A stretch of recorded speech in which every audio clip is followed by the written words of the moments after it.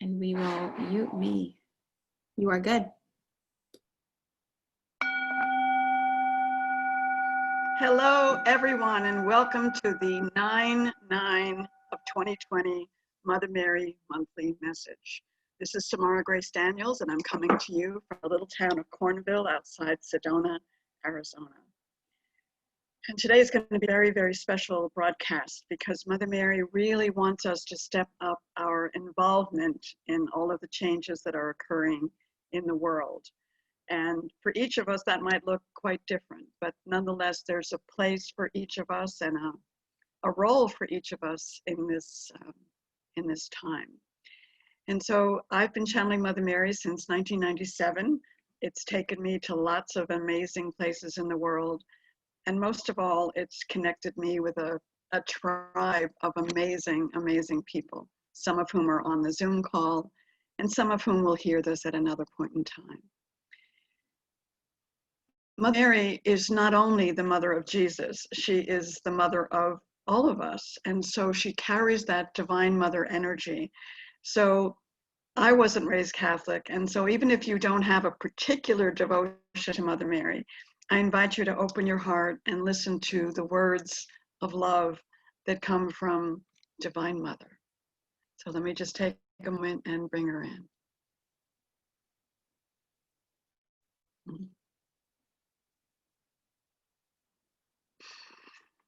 Well, hello to all my beloveds, and thank you so much for taking time out of your evening or your day to see if I might have something to share with you that would be helpful in this time.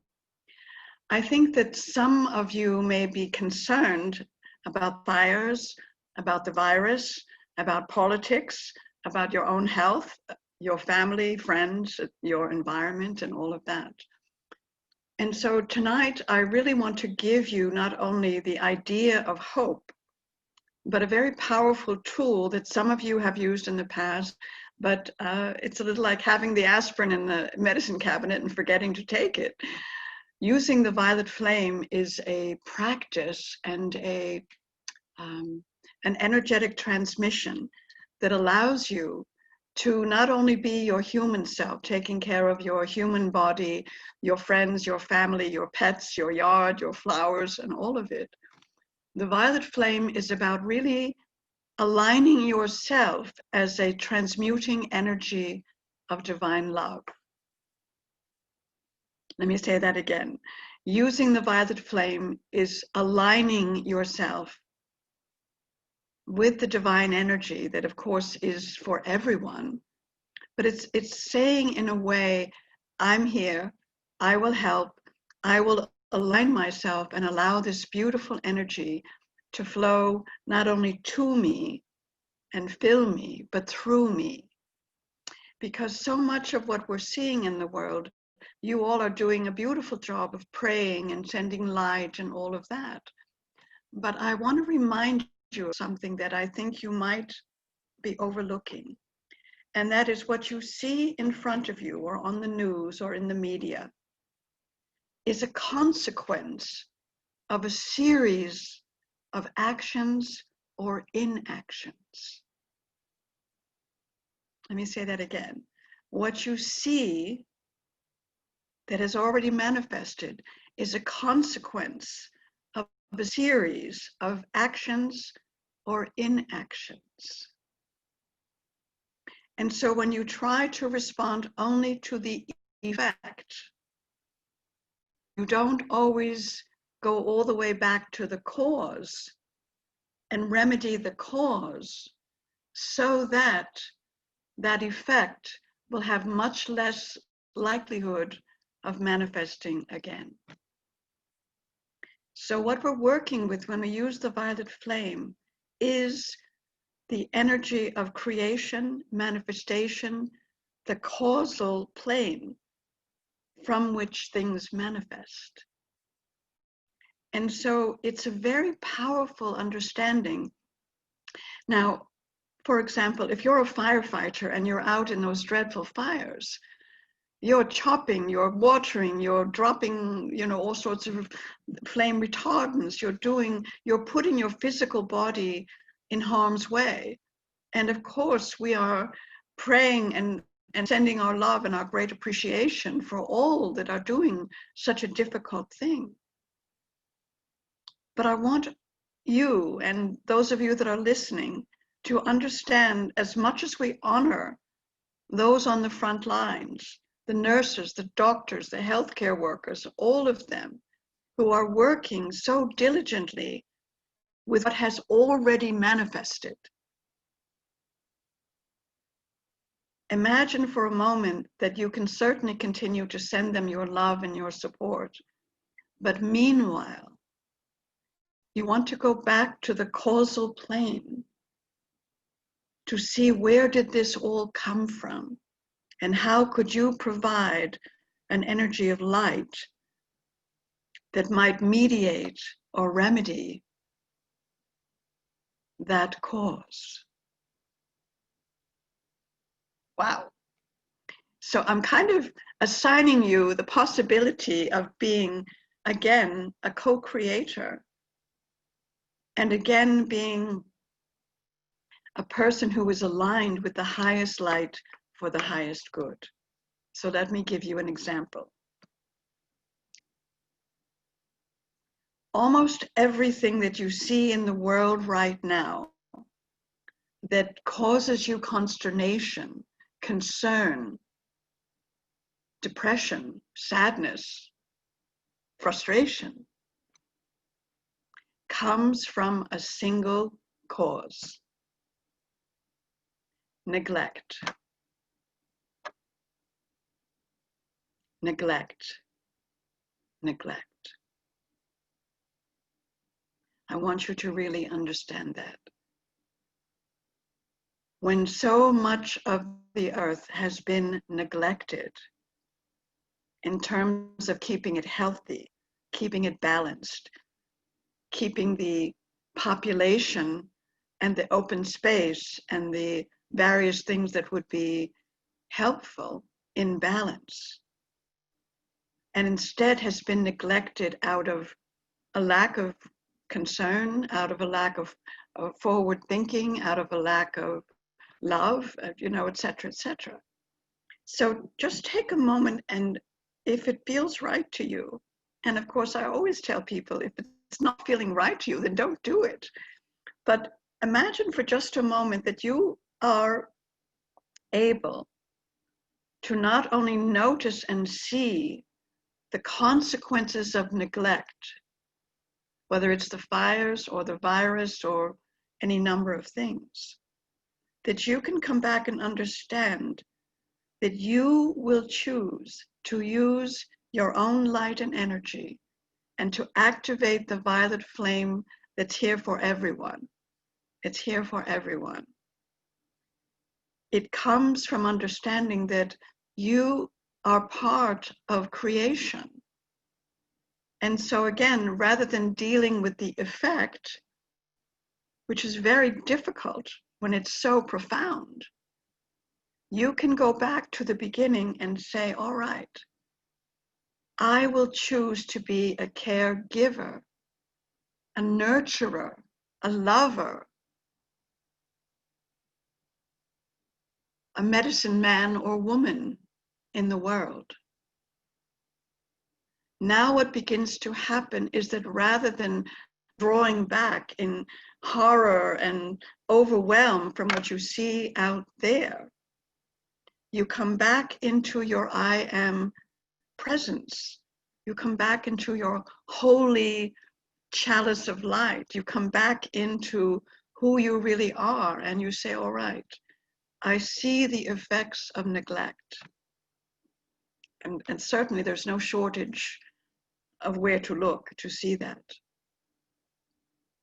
And now you come back into your heart and you ask your own guides and your own higher self, in what arena would my caregiving be most welcome, be most effective? and would bring me also a sense of participation and a sense of giving into the world. Now, once you do that, you will be aligned in your own being with your higher self, with the violet flame. And now, no matter what, you begin to see in your own mind's eye what the world would look like if instead of this profound neglect, there was a renaissance of nurturance.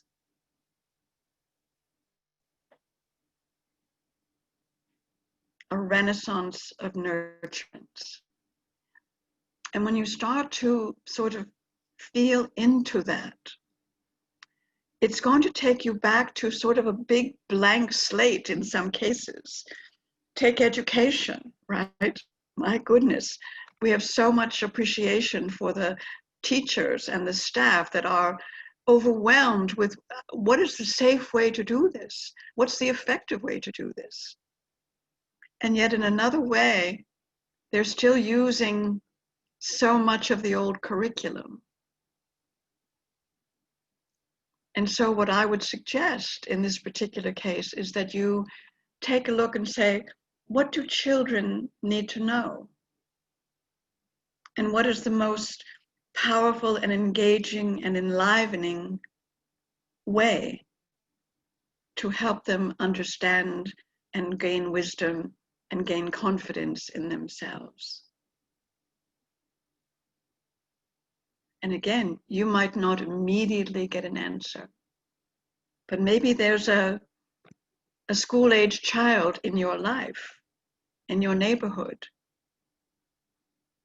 and you take a few moments, wearing your masks, of course, and socially distancing, if that's appropriate, to say what it's in your mind and your heart that you would like to do in this world. I don't mean what do you want to be when you grow up. That's not really a valid question. What excites you?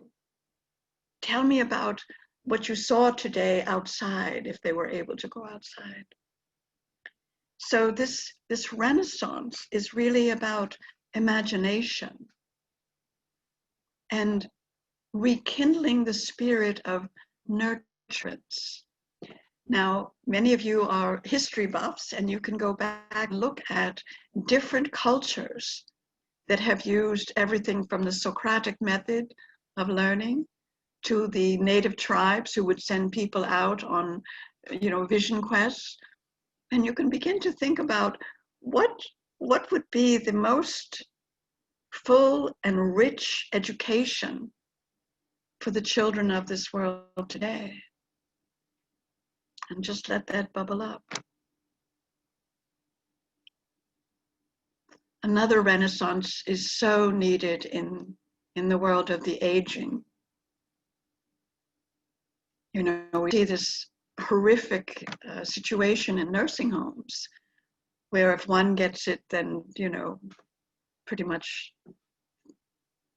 most of the population is in danger. So again, we honor and value all of those who are working so diligently on the effect that has already occurred. But I would invite you to think about, if you were 80 or 90, is that where you would like to be? And if not, what kind of environment would you love to see created? So it's a time of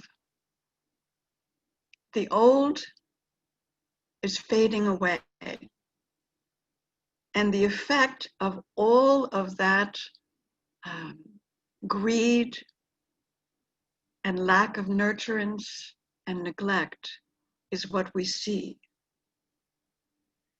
But again, if you're only working in what has already manifested, it's a very difficult and slow process. So I'd like to invite you into the world of co-creation imagination, and renaissance.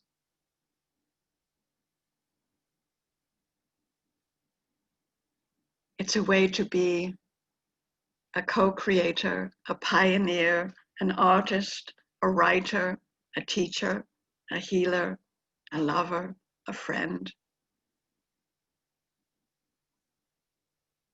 And so when you allow yourself to work in this field of infinite possibilities, and you do so with your heart open and in the infinite possibilities that are here, who knows what could occur?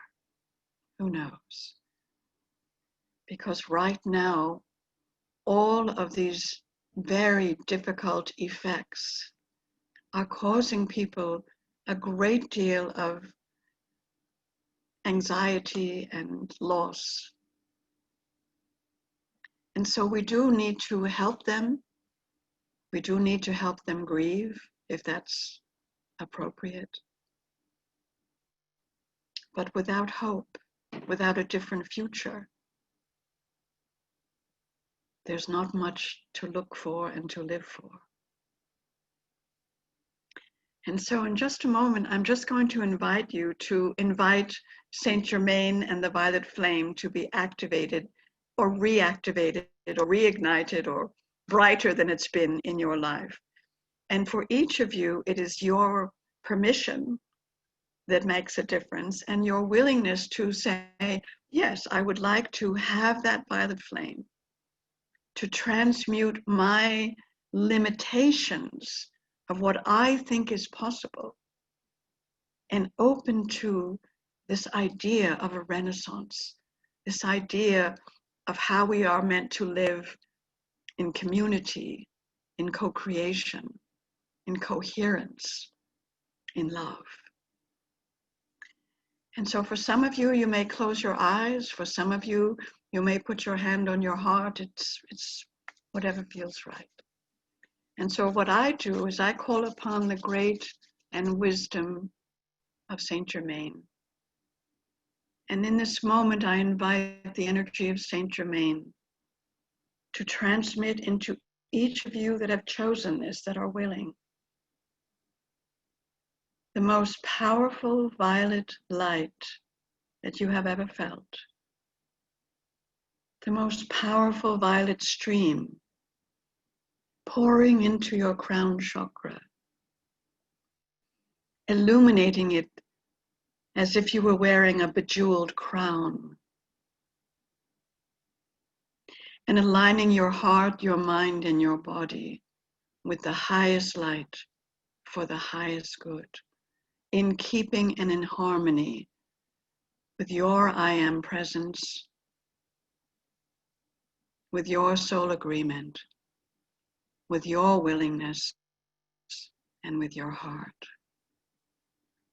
And I invite the angels and archangels to surround each of you, to feel that violet flame, perhaps in your heart, perhaps in your gut, perhaps in your whole body.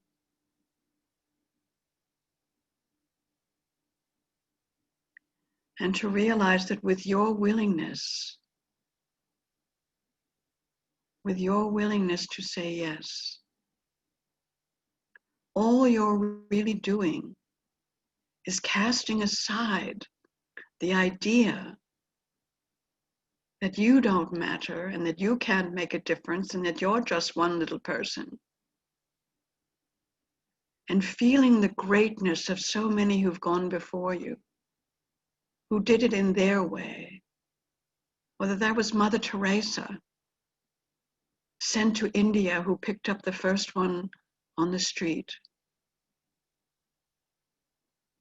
and who found that from there her path opened up. For some of you, there will be such a strong desire now to do blessings for the water, or to plant beautiful flowers in the earth, or to care deeply for a child or an old one who has been neglected.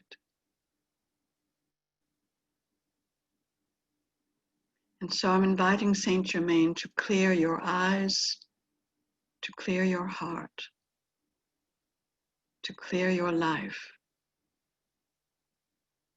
that you may fully, truly, in your own way, carry the light, be the light, and transform this world into a place where you are so happy to live and be. To open to miracles, to be a part of creating miracles,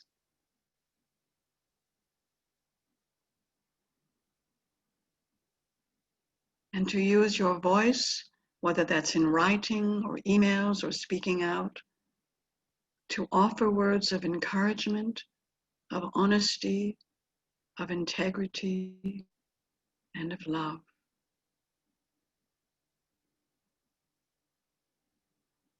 And in your own way,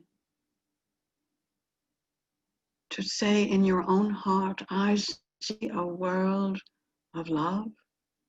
I see a world of community.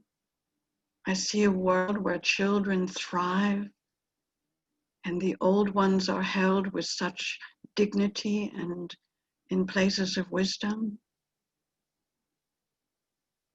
I see in your world the right use of money, which is, of course, to exchange it for whatever is right for you, but to have a distribution system that allows enough for everyone.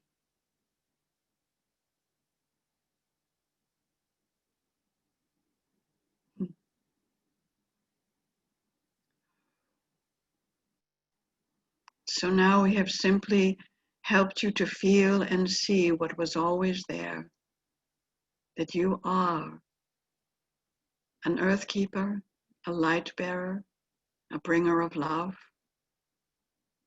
and that the world needs you right now to act in whatever ways your guidance suggests. I'm going to thank Saint Germain and say, and so it is, and so it is, and so it is.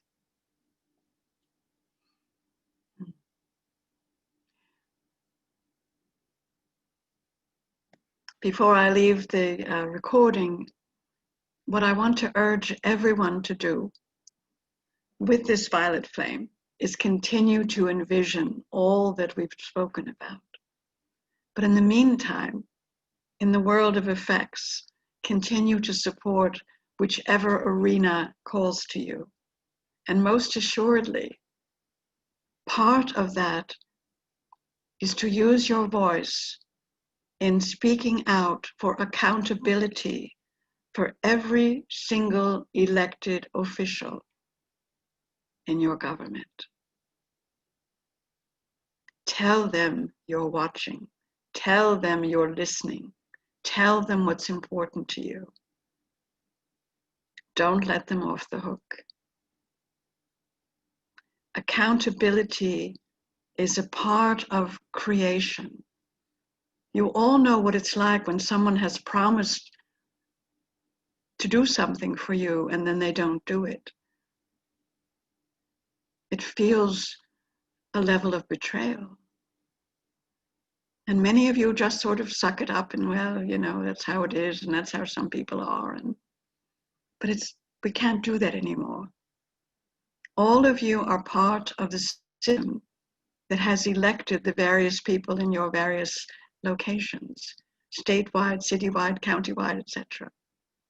Get their names, get their emails, get their phone numbers.